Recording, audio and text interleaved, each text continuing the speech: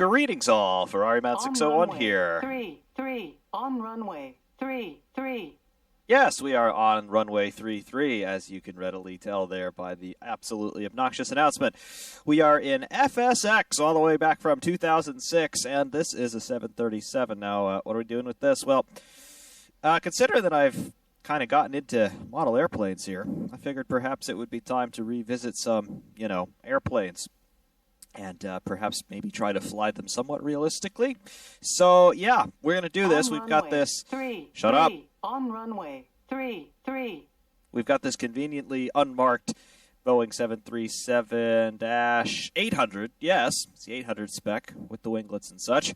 And, yeah, we're just going to do some test flying here. We are on runway 33 at the Kennedy Space Center at the shuttle landing facility.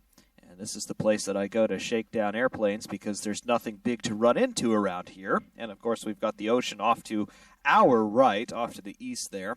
On runway. However, while we are 33 on runway 33, we got to get this thing powered up. And we will then get airborne, hopefully, before too long.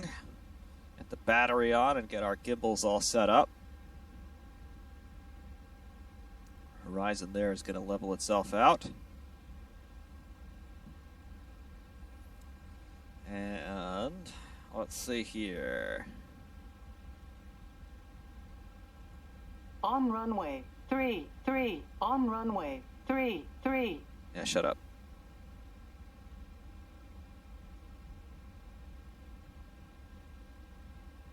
Get our APU running. Is it running?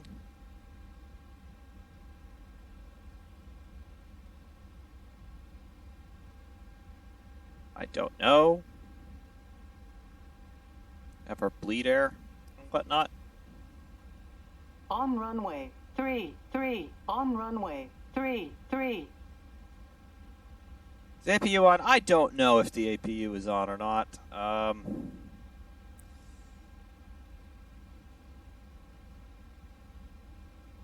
But whatever. I'm not showing any voltage there on the APU. Well, that's lovely. However, I think we can probably get fuel pumps on with all of that. 33. On runway 33. I don't know if we really even need any of this to be running because we don't exactly have a very good sim here in terms of what it emulates or what it doesn't. Got engine 2 started. I'm showing N1 and N2.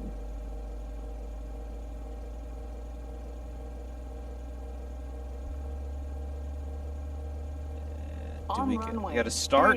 3. On runway 33. Yeah, we got to start. Alrighty then.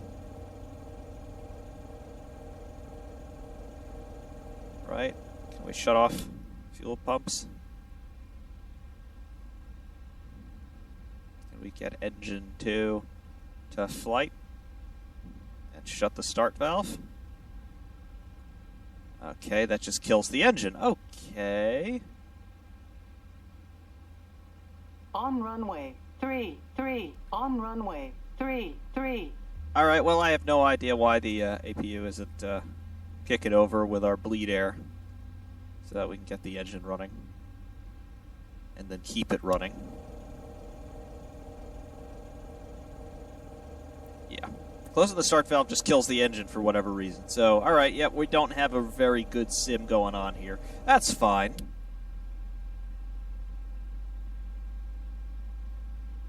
On runway 33. On runway 33.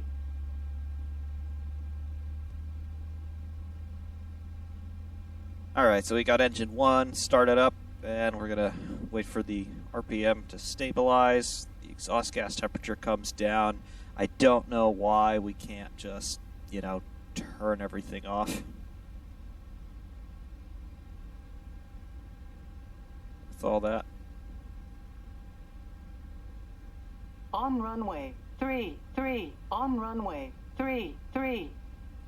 All right, I guess we're just going to have to leave the start valves open. Do I have throttle control? Yes. Okay. All right, so back to business here. I do have a flight plan loaded up in here just so we get a little bit of navigational assistance. I am just going to be going into Patrick Air Force Base. On but runway. what I want to 3, do with this, 3, on runway. 3, 3. what I want to do with this is try to do an ILS approach, as in intercepting the glide slope and all of that. And as far as I understand, the way in which we have to do that is use the navigational radios. And there are 2 ILS feathers that are available for this, for Patrick Air Force Base. And in order to adjust these, we on must runway. 3, 3, on runway. 3, 3. we must punch in a frequency here. Runway 20 is one runway we may be assigned for landing, and that is 110.9er, and then nav 2 will be the secondary navigational radio that will preload with frequency 109.1. On runway. 3, 3, on runway. 3, 3.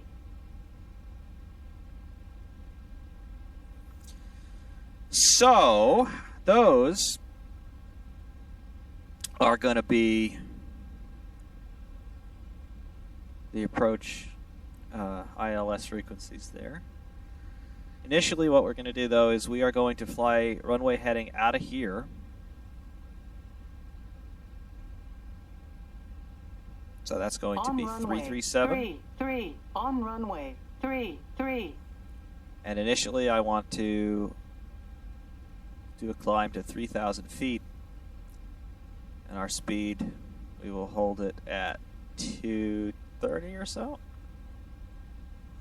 And of course, we will put all of that stuff in before we get off the ground, and then we will obviously get the autopilot engaged once we're off the ground. On So runway. the flaps are coming 3, out. 3, on runway. 3, 3. We'll go into the VC here. The start valves are going to remain open because I have no idea how we can keep the engines running without the APU. I've got another panel up here. Can we interact with it? Apparently so. The APU is up to run. Generator switch On runway. is on 3, for both 3, engines. On runway. 3, 3. The APU generator breaker is right there. But we can't adjust it in the VC. You gotta go to the 2D panel.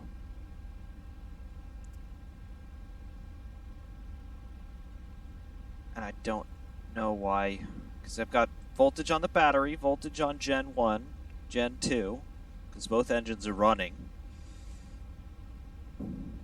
On runway. 3, 3, on runway. 3, 3. Yeah, I don't know why.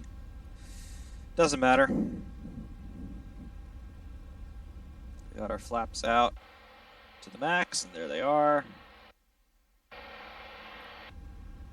I suppose we will do takeoff, release the parking brakes, and firewall the engines, and off we go.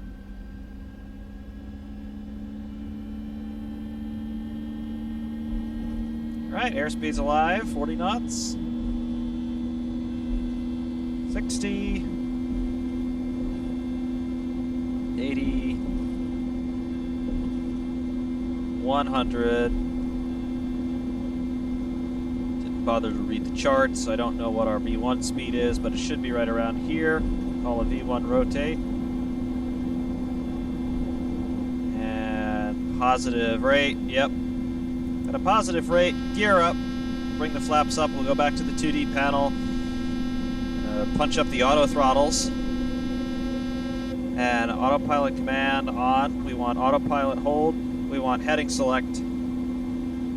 I want 1,800 feet a minute climb. Auto throttles, yep, armed, and our speed hold, engines are coming back, okay. We are over speed a little bit, throttles are coming back. We want 230 knots. We're doing 290 right now. Engines are coming back to idle.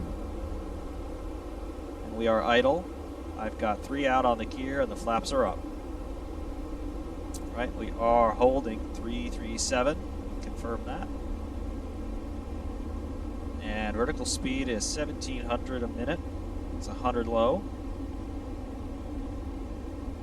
That's okay though.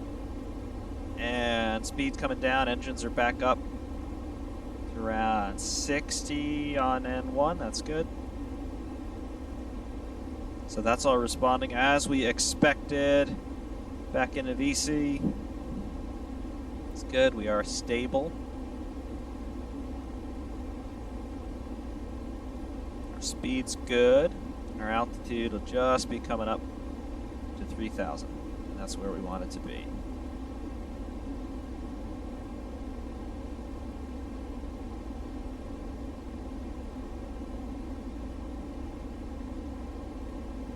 Okay. Starting to level out. That's all automatic. Indicated airspeed 237, a little bit quicker than I wanted. We're still all right. And coming up to 3,000 feet. Right about 2980, 2990. And right up at about 3,000. We appear to have leveled off. And the analog altimeter is agreeing. Okay. So we'll call that about 3,000. Next thing, because our target airport is south of us. So we're doing 337, so we're flying very roughly due north. We can dial in a right turn here. Let's fly out a little bit.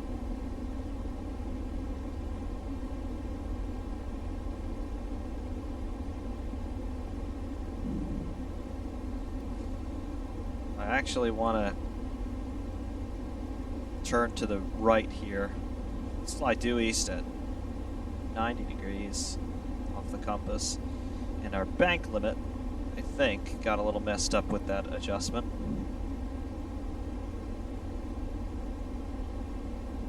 Might need to do this in the 2D.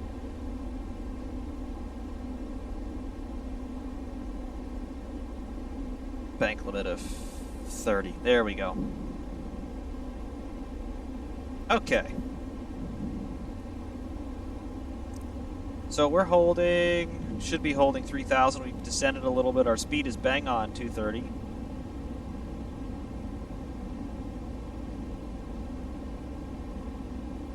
All right, the aircraft has adjusted for our turn, and we're coming back up to 3,000. That's what we want. Meanwhile, all the stuff for the cabin altitude and whatnot appears to be non-functional. All right. So, next thing is, I guess, do we want to... Let's not request IFR clearance yet, because we are a little bit too close. If we go back to the 2D and we punch up the GPS, you're going to see...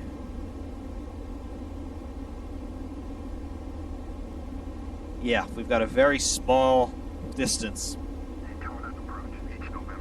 to travel here, because obviously we've picked two very close airfields, so I want to get out over the ocean a little bit. So, rather, I think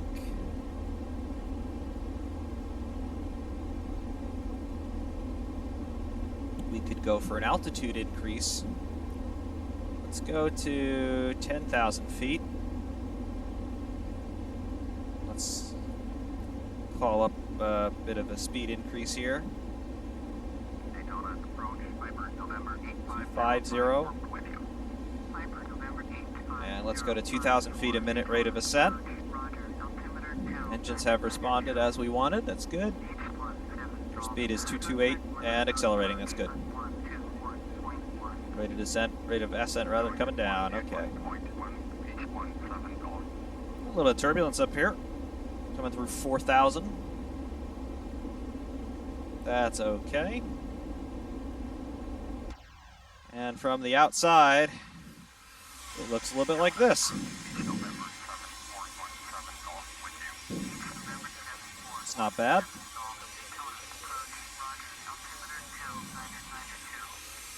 Not bad at all. And of course, the SpaceX launch that's going to be happening later on today. Perhaps it's happened already by the time you're seeing this. It happened right around there. Pretty cool.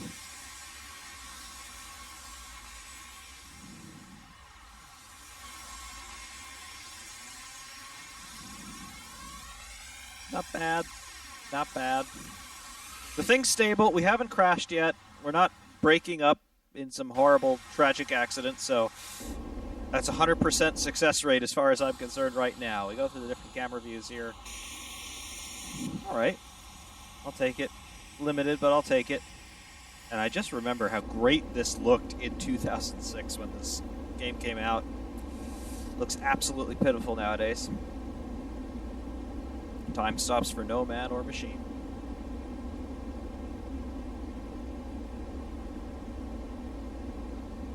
Anyway, 7,000 feet just went by. Coming up to 10,000 shortly.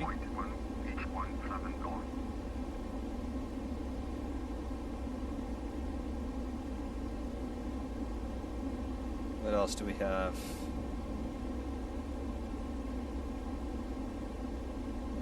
Looking pretty normal.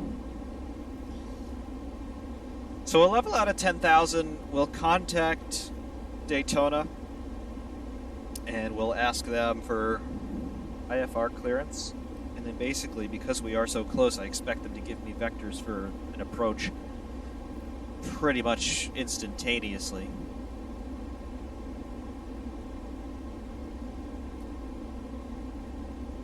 This shows us 40 nautical miles out. What's important is that we get a runway, and we will get a runway once they give us clearance for an approach.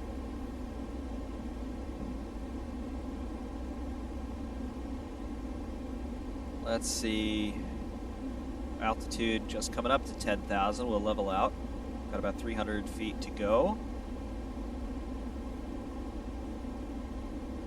Yep, we're leveling off.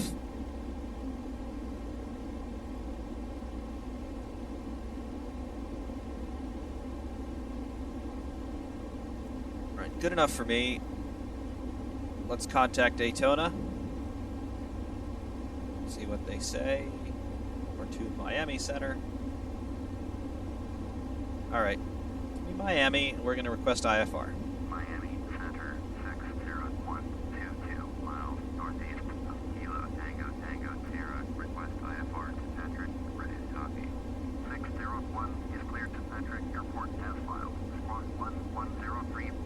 Right.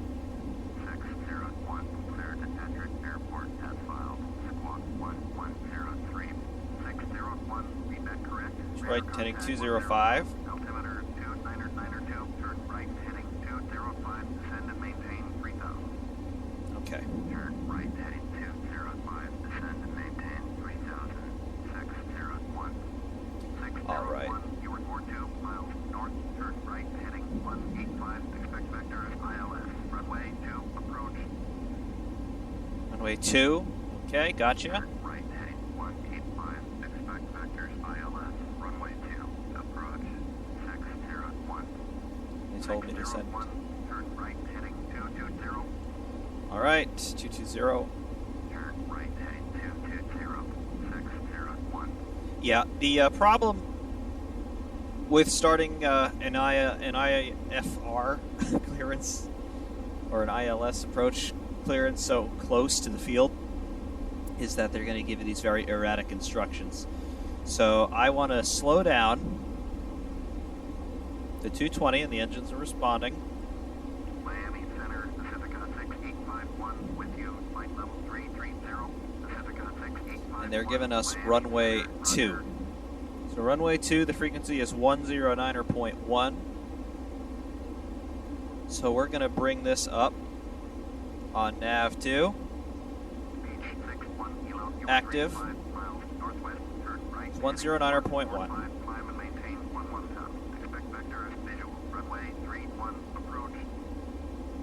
So at some point, we should be able to switch our autopilot into the approach hold there. And once we get there, once we get to our intercept altitude, which I believe is around 1,800 feet, the aircraft should basically fly itself to the runway, provided that we're lined up, of course. All right.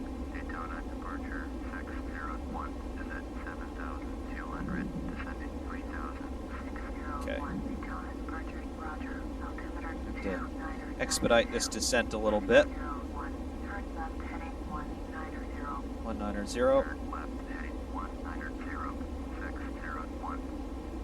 Okay. So, again, with our runway assignment at 2,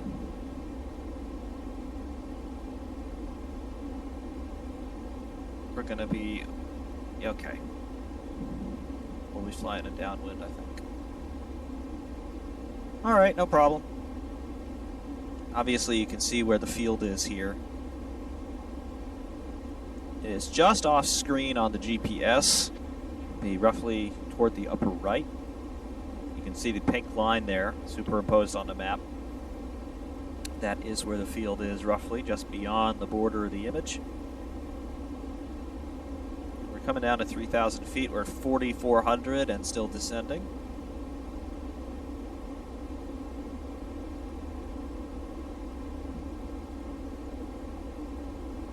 The runway 20 approach would be basically straight in from here.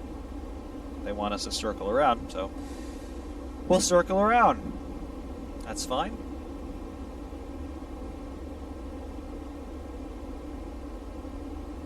Declutter down, we don't need the GPS. You can actually see this superimposed on our center display right here. Yep, so there's KTTS, that's the shuttle landing facility, and then the same thing going all the way up. In the upper right of the screen, that's where we're going to have our approach. The beeping that you hear is Morse code, and that actually shows that we are receiving a signal from the ILS beacon.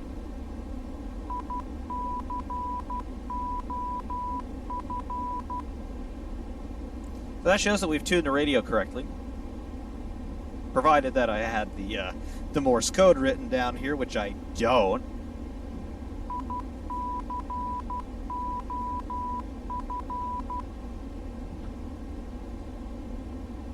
Is there a way that I can transcribe that?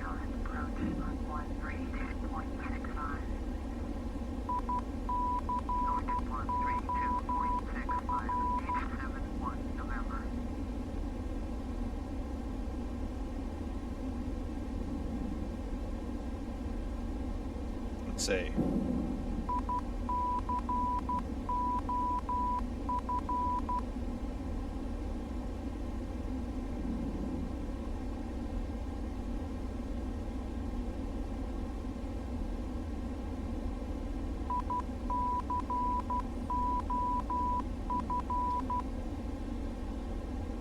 Yeah, I'm not going to bother. I'm going to assume that this is correct. I transcribed the first two. I think it said ID, but...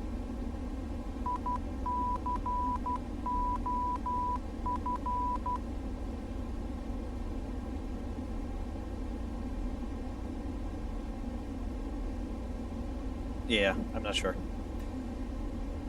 We didn't get any more instructions. Nope. Anyway, we're leveled off at 3,000 feet, 220 knots. It's exactly what we've commanded. So that's fine.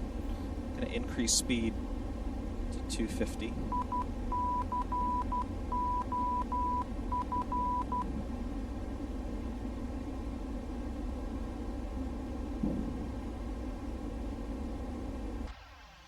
Back outside for a moment. Flying right past Cape Canaveral now.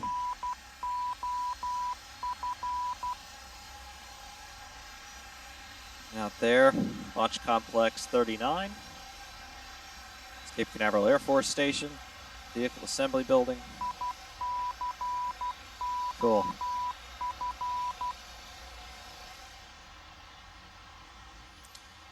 So I assume that we're going to continue to fly on this heading for a little while. We are at our assigned altitude of 3,000 feet.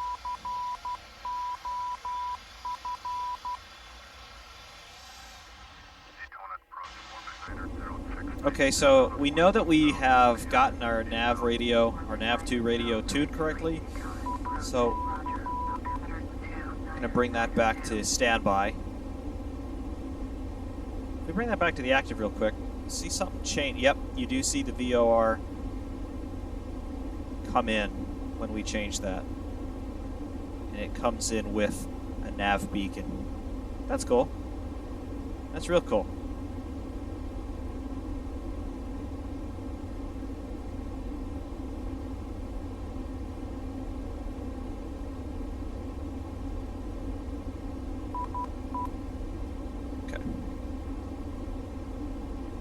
Should be getting vectors for the approach very shortly.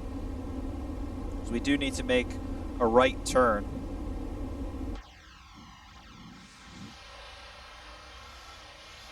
So they're just going to let us come into the pattern here.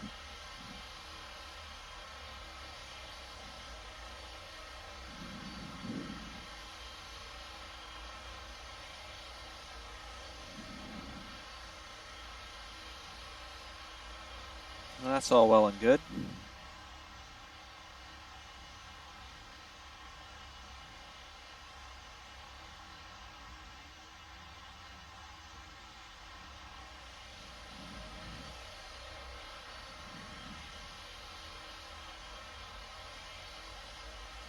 Airplane seems to be trimmed a bit weird.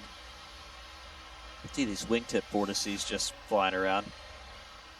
Wouldn't expect to see them constantly, but there they are.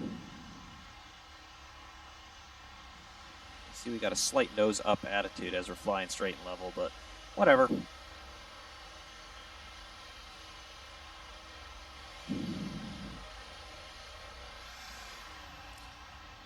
Anyway, still waiting on vectors.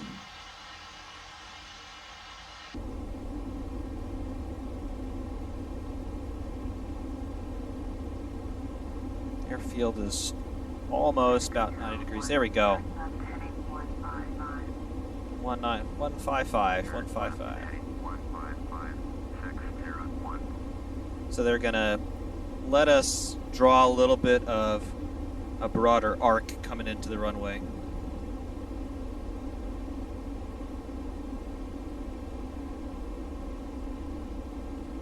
But all this stuff makes sense.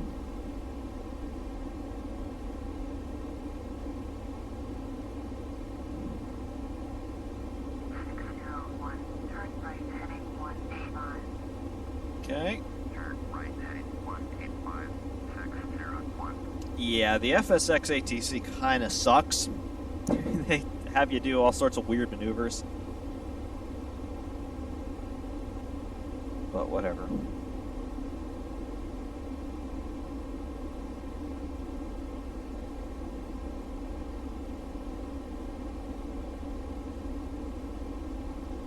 We're flying almost due south. 185 is our assigned heading. And we are showing a 4 degrees angle of attack. So, do have a slight pitch up.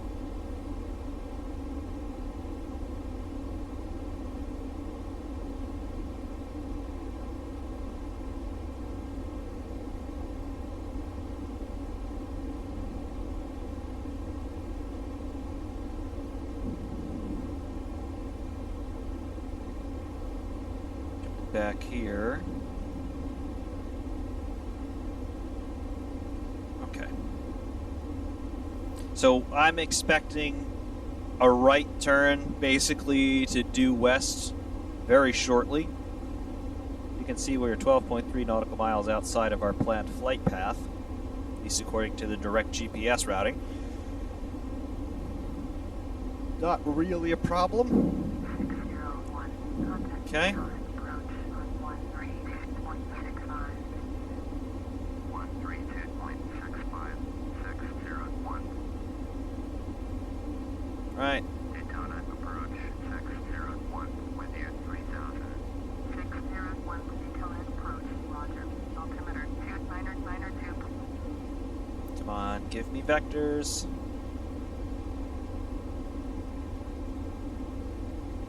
Vectors would be nice.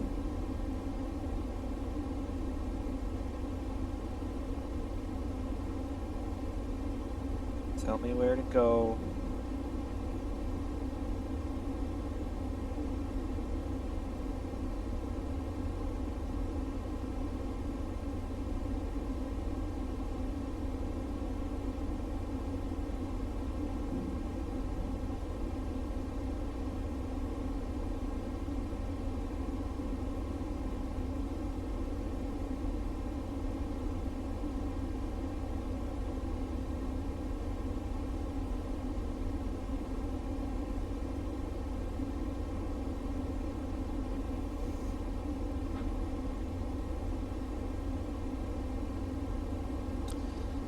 Aileron trim and rudder trim.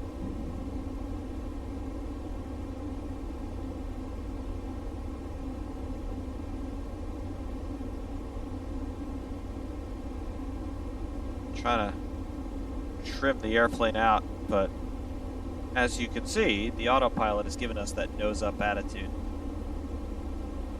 601, you are 300 below your assigned altitude. Climb and maintain 3000. Altimeter 2992. Yep, we know. Climb and maintain 3000. 601. All right, well, apparently trim. Not really our answer while we're on the autopilot. I don't know why it likes that nose-up attitude. And I suppose a nose-up attitude is better than a nose-down attitude. But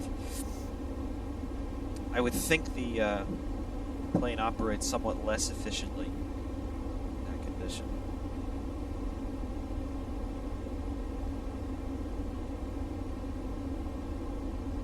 So are we going to get approach vectors or what?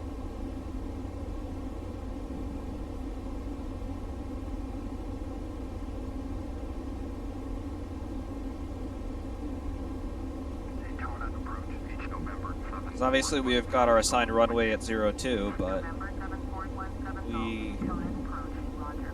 are flying pretty far south here. H17 Golf. Traffic is 5 o'clock. 3 miles. 5,500. Yeah. 700. Port them in sight.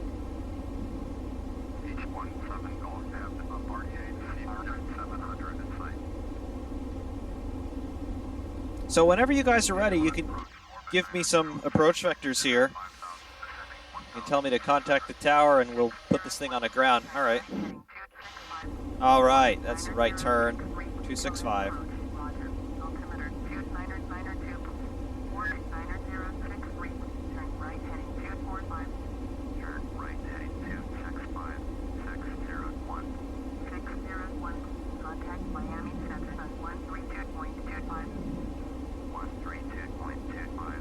601. All right. 9063. Turn right heading 275. So I was right. We were basically going to have to head due west, and 270 is due west. 275 is just barely off of it. Roger. Altimeter 2992. So we're now coming back toward the area that we need to be in. That's now making me feel better. ATC didn't forget us. So the real test in this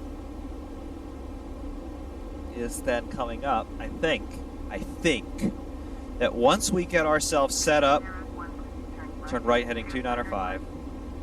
I think when we get ourselves set up to intercept the glide slope,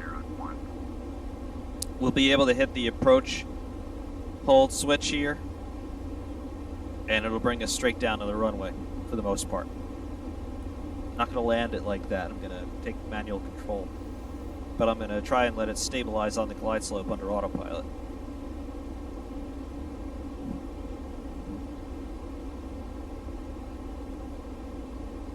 But at this point, we're still at 3,255 knots.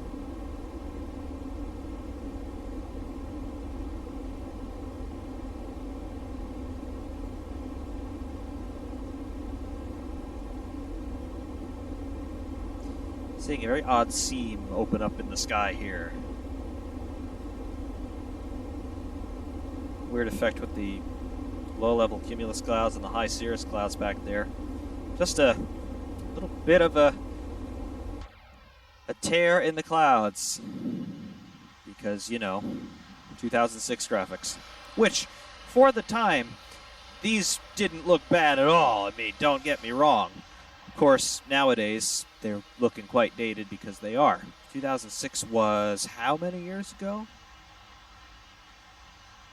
As he rips out his calculator. 14 years ago was 2006. Holy Jesus. Remember all kinds of stuff from 2006. Started high school in 2006. Michael Schumacher was still Michael Schumacher in 2006.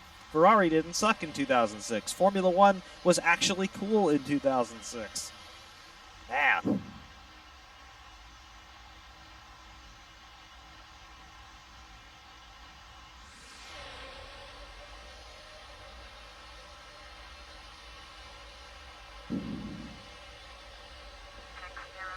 All right.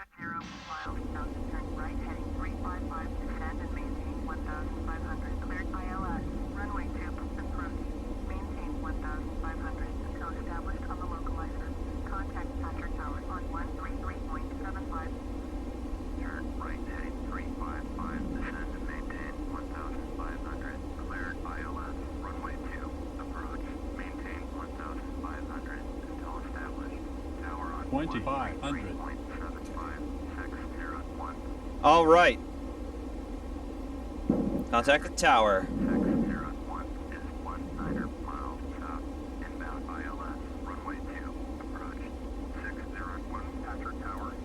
Straight in on runway 2.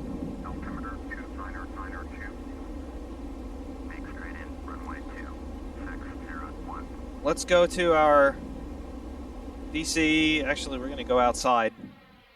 See, can we see the airfield? Can we see the runway? Not quite yet. I think we're quite on alignment here. Nope, not quite yet.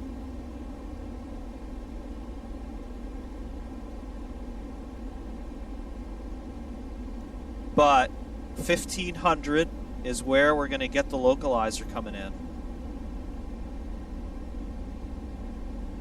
We'll confirm that we have set nav2 as the active, and that is 109.1. That's good. I am going to extend the leading edge flaps.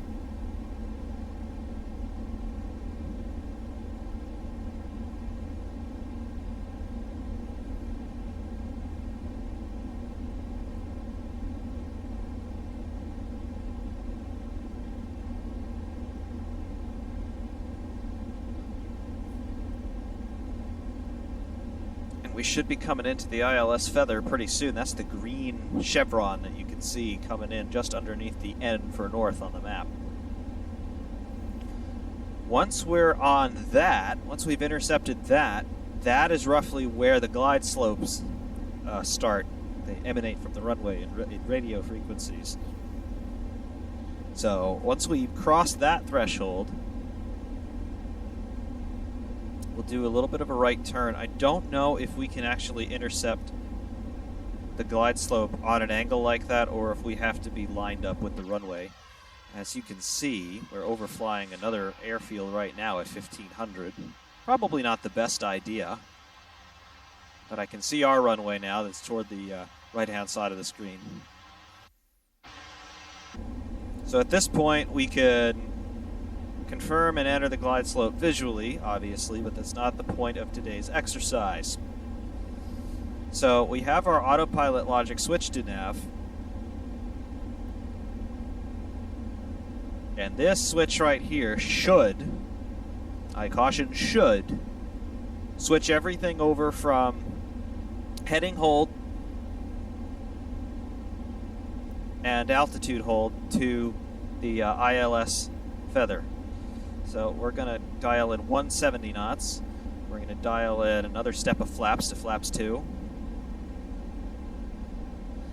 And if we go to approach switch, hold, turn off everything, are we going to get a turn? We're not. Yes. Yes, we are. Okay. Airplane is doing pitch up that I don't like.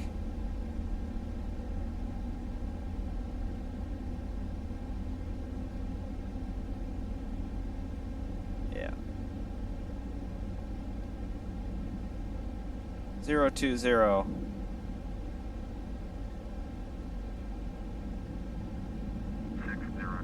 Clear to land. Runway 2. Cleared to land. Runway 2. 601. Okay, so we have overflown the ILS feather a little bit.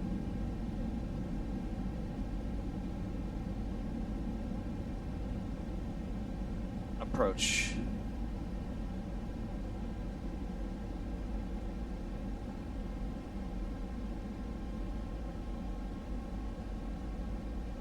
Yeah. Yep, we're flying way high. Okay. All right. We're going to do that manually now. There's the runway. I don't understand what I did wrong.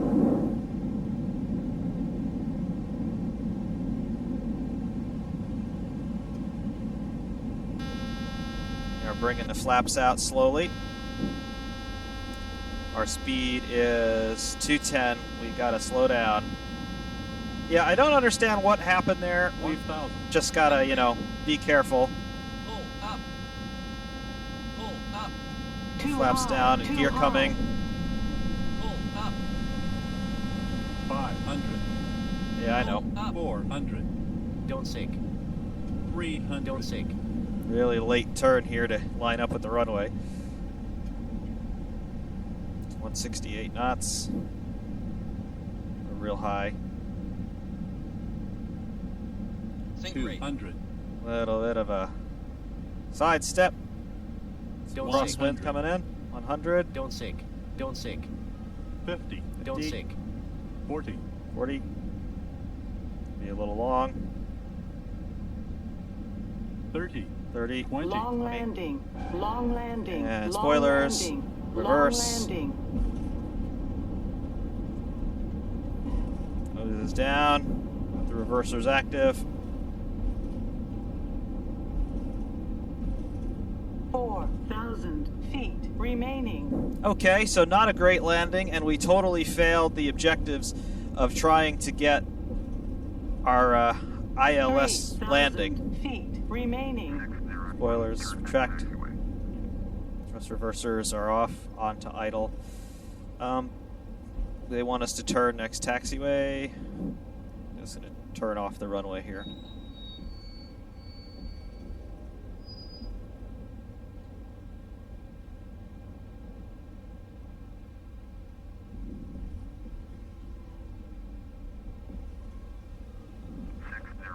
Contact ground on 124.35. All right, we'll bring it to a stop. Going to 124.35601. All right, so we failed. We failed all of our mission objectives. I don't know why. It's been, I want to say, 10 years or so since I have tried to fly an ILS approach. For some reason, we just didn't intercept the glide slope. Did it have something to do with nav 2 versus nav 1 on the radio stack? I don't know. I entered that frequency in on nav 2, which shouldn't have mattered, I don't think. Go back to the cockpit. Would it have mattered? I don't know. I really don't think so. But I could be completely wrong, as I probably am completely wrong on all this. But the point is, we got this thing back on the ground, and we didn't die. The landing was absolutely atrocious. And as a matter of fact, we can go and take a look at this landing, if you would like. Let's replay the last, 2 minutes of flight. Yeah. No, that's far too advanced going on here. Let's replay the last, 180 seconds. Okay, so the landing gear was just about to come down. Yeah. So there you go. This is what the tower at Patrick would have seen. The gear's coming down.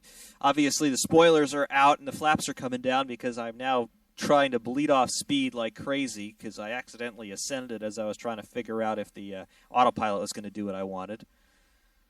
Now starting to float here because the flaps are out.